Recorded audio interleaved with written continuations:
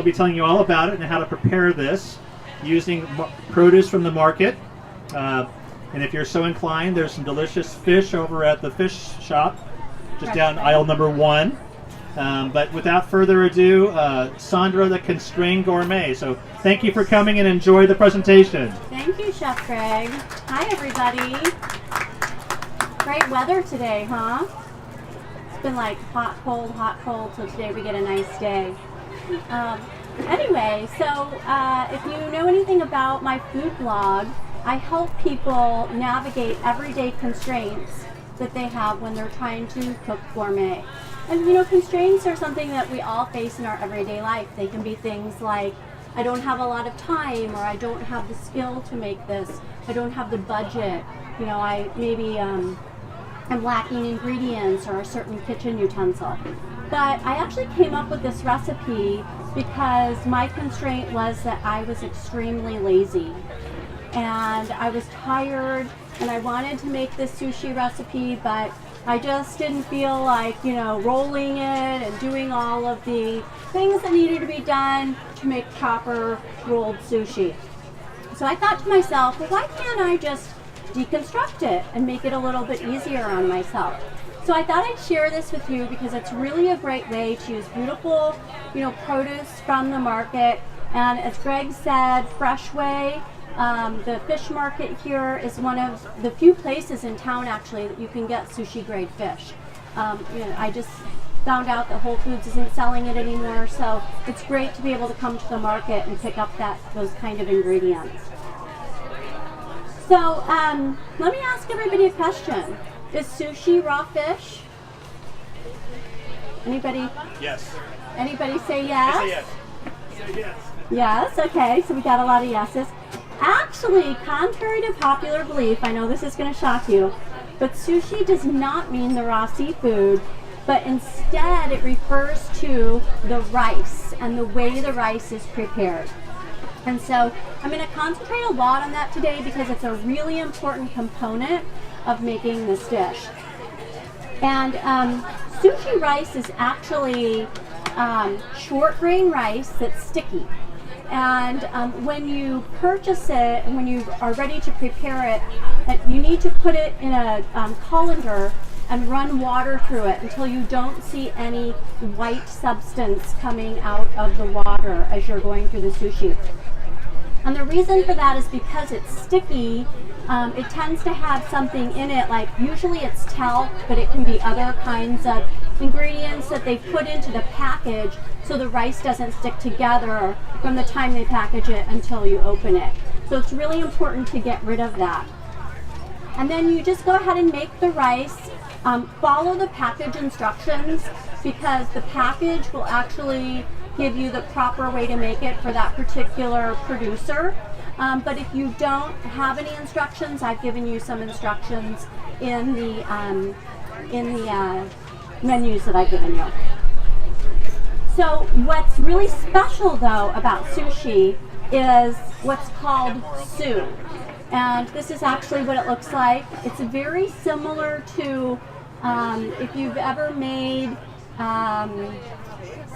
like for lemonade or for iced tea, if you've ever made a simple syrup, it's very, very similar to that. You use some mirin, you're going to use rice vinegar, this is the most critical ingredient, and some sugar.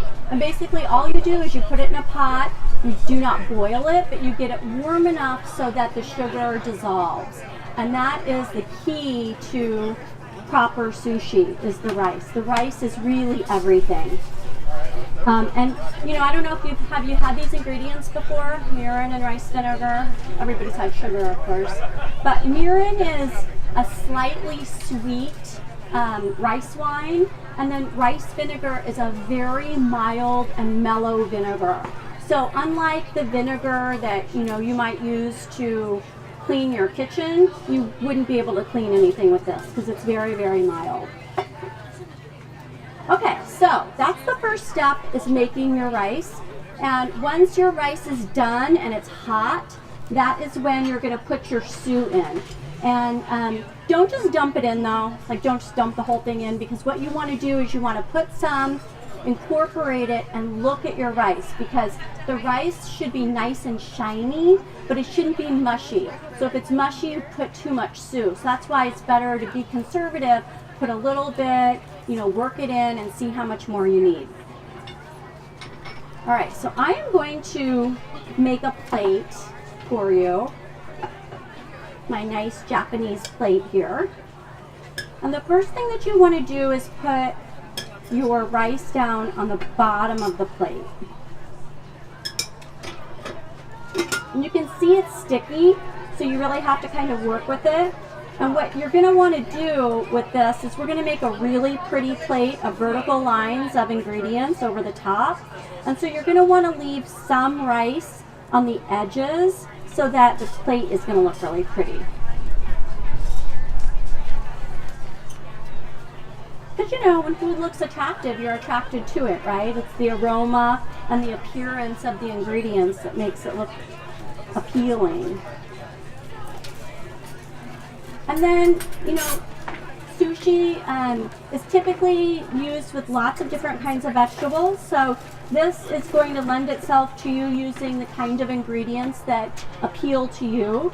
I've got, some that are pretty traditional here. Like I'm going to do a line of carrot, shredded carrot. And what you're going to want to do is do vertical lines here down the plate. I'll try and show you as I go. Do vertical lines, but keep some rice on the edge, because that's what's going to make this look really pretty. And then, so red pepper is not really traditional, but I like it and think it's good, so I incorporated it. Another thing that you can do that I've done in the past that's really delicious is if you go see Barry at Far West Fungi, he's got gorgeous mushrooms.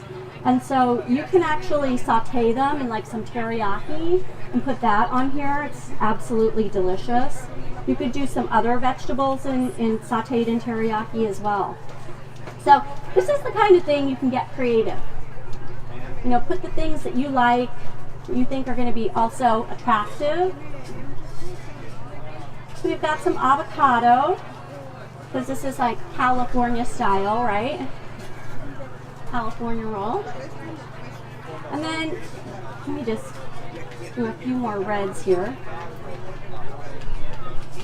So you can see this is the base here, and we've got the vertical lines of different, sorry, I can pull it up a little bit more.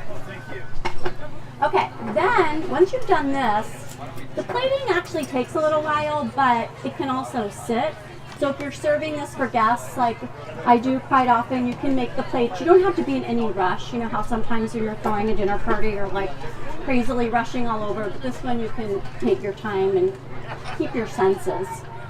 So the next thing you're going to do is put a sauce on. And I really like soy and wasabi, because that's what I tend to put in, dunk in my rolled sushi. But you could just use soy sauce if you want, but honestly, wasabi has so many great health properties. It's an antimicrobial, just like horseradish. So if you like horseradish on your roast beef, you're gonna love wasabi in your Japanese food as well.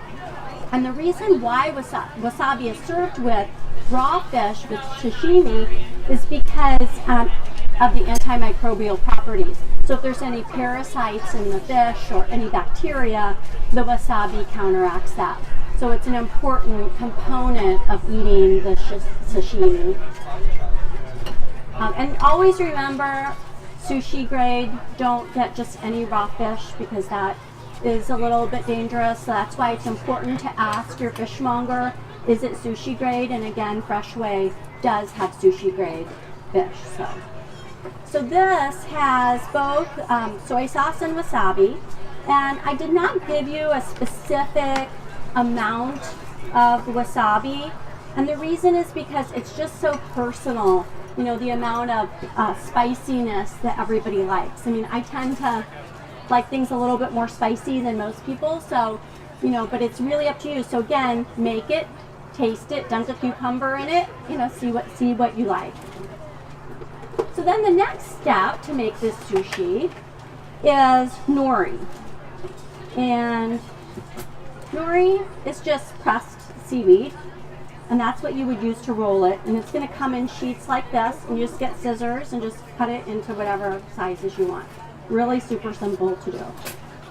And you want to put the nori on next because you don't want it underneath the sauce, because then it's going to get kind of soggy, and that's the last thing you want, is the nori to be soggy.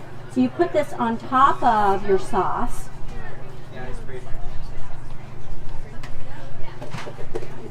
And that's the next. Hopefully you guys can see that. And then we want to make this again look really attractive. So on the top, we're going to put our edamame. Sprinkle that on.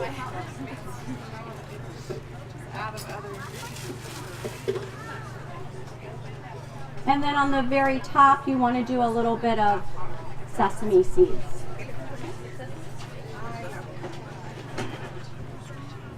Can you see how that looks? Cute cameraman, would you be willing to just walk this around and just show people the plate?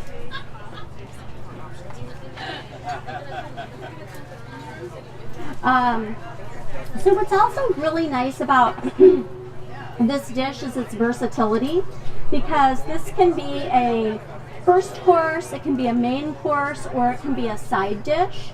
And if it's a side dish, again, you can serve it with sashimi, you can serve it with scallion pancakes, pot stickers, tempura shrimp. I really like it with oysters, it's delicious that way. So you can really use this in a ton of different ways once you've made it. It's very, very versatile.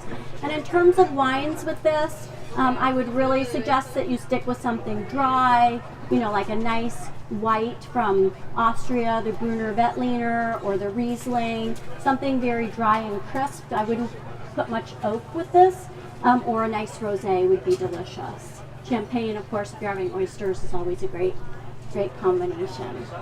So that is how you deconstruct sushi. Any questions? Anybody want to ask me any questions? Can you prepare this a couple hours before you keep it in the fridge? You can, yeah. I would prepare it up to the point where you put the sauce, because if you put the sauce for too long, you know, the vegetables might get a little bit, you know, not so crisp. But that's a great idea if you're having a party. You know, you can do all of that plating and then just put it together from that point forward. So yeah.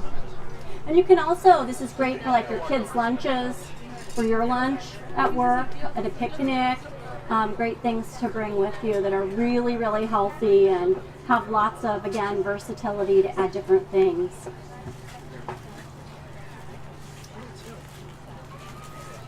All right, well, I hope you make it. Did you like it? Good? Oh, good. Sandra, good. thank you so much.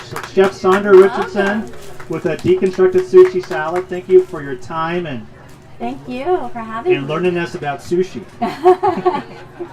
Thank you, Sandra. Great. Thank you, everybody, for coming today.